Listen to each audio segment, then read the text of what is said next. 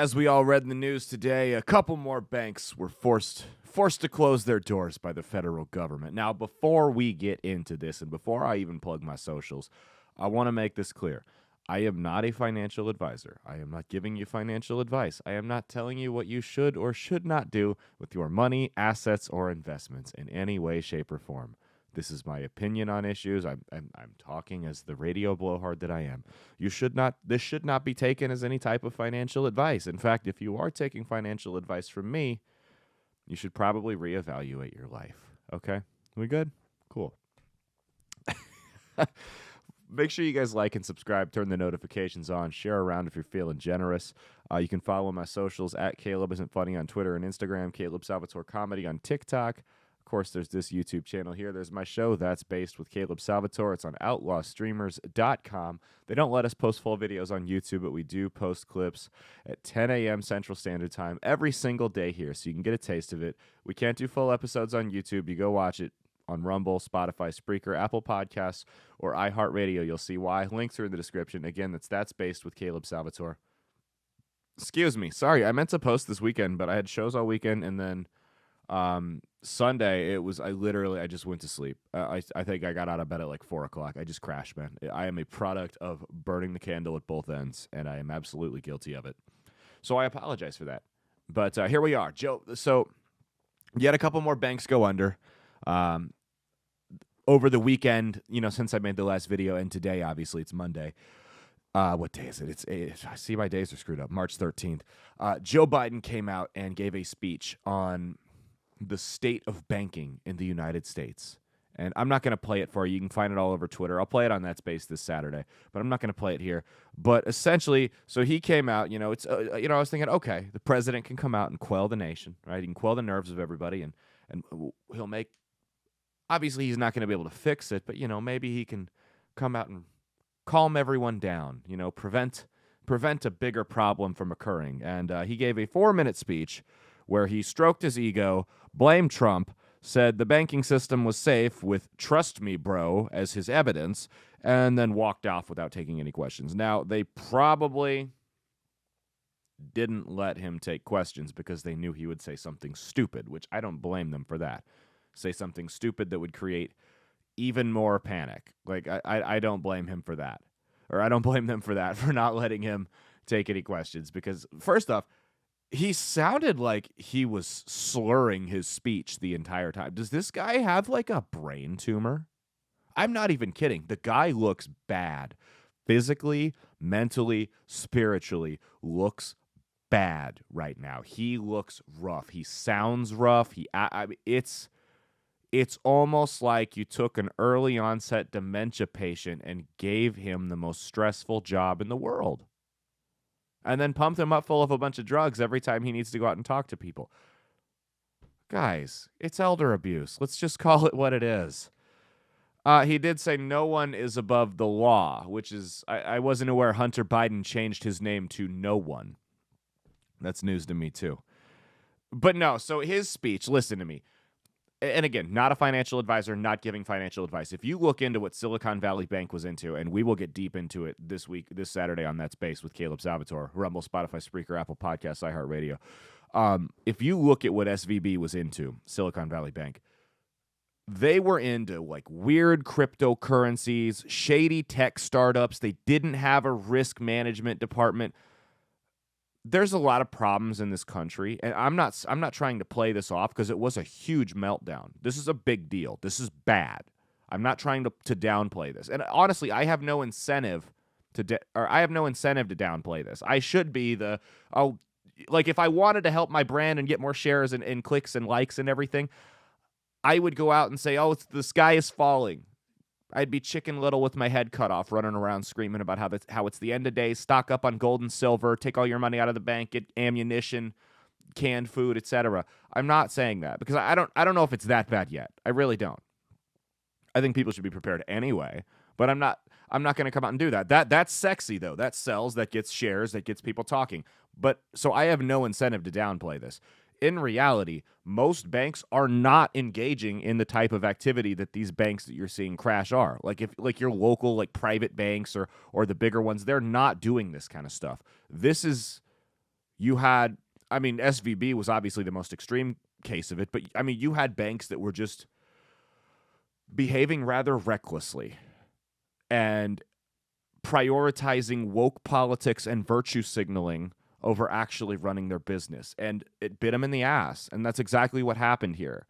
So, not to downplay it, because it is bad, and it did start a ripple effect of other banks that were behaving that way. Now they're getting the short end of the stick. But like if you're at like a standard, the fintech thing's always been sketchy to me. If you're at like a standard bank right now, your money's probably fine. Again, not a financial advisor. Do what you got to do, but your money's probably okay, because most banks don't engage in the type of lending they do. They were almost like 3 times higher than the average bank with their investments in lending practices with those types of shady businesses. Again, we'll get into that deeper this Saturday. That's Space with Caleb Salvatore. So that's the reality of the situation. This situation doesn't have to be that bad. Competent leadership today would have come out and explained that and said, look, SVB and these other banks, they were into some weird cryptocurrency. They had invested in really bad tech startups. They didn't mitigate their risk. Some of them had no risk management departments or no risk management leaders. They had gutted the department, whatever the case may be. They weren't up to standards on their compliance, and they were just behaving recklessly. Most banks, especially the traditional financial institutions in this country, are not behaving this way. Your money is safe.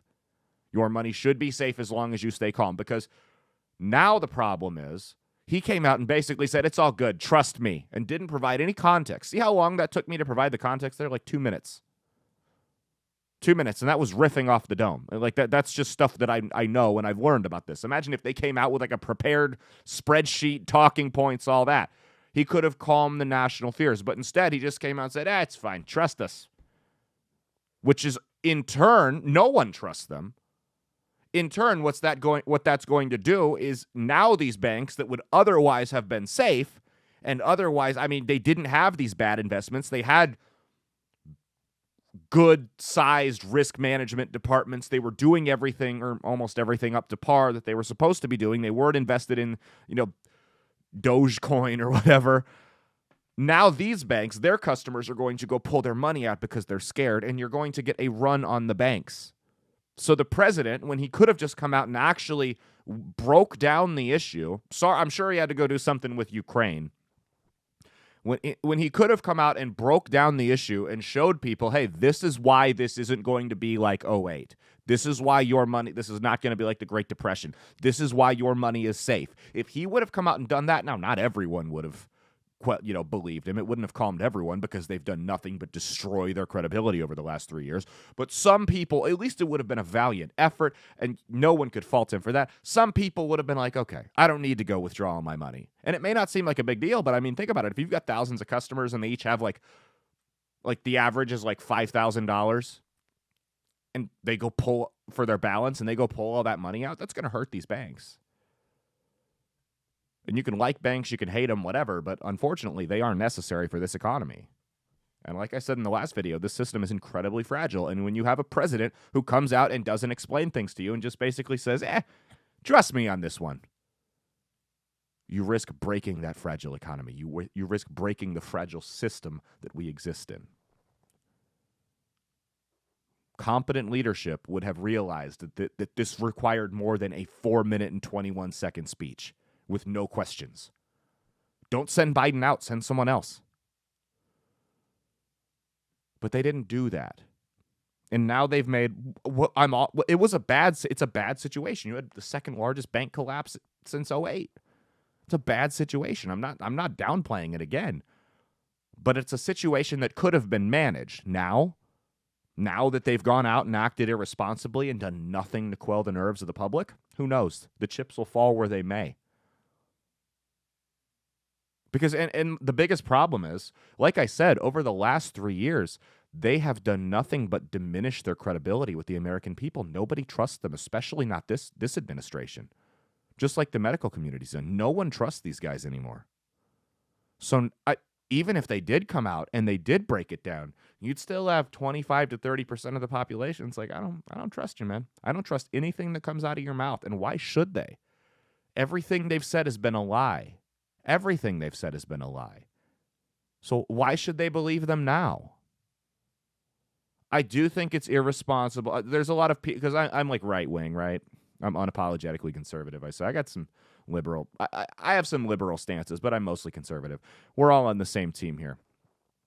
There have been some conservative, influencers, talk show hosts, whatever, who I think have grifted this situation and used it to rile people up before Biden came out and spoke.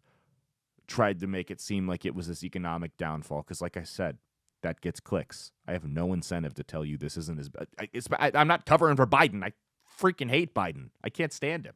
I have no incentive to say that this isn't as bad as '08.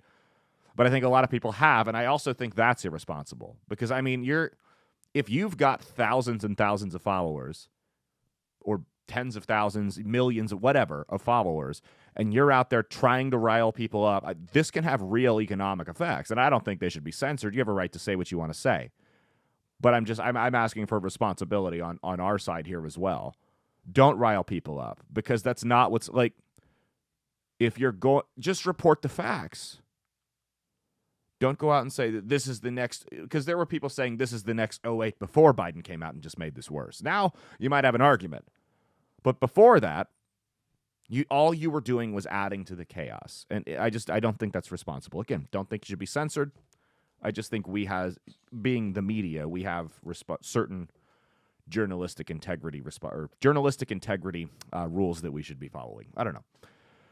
Let me know in the comments. Do you think that this is worse than '08? Do you think it's not so bad? Do you think this too shall pass? Do you think that I should move to the country? Well, I should probably do that anyway.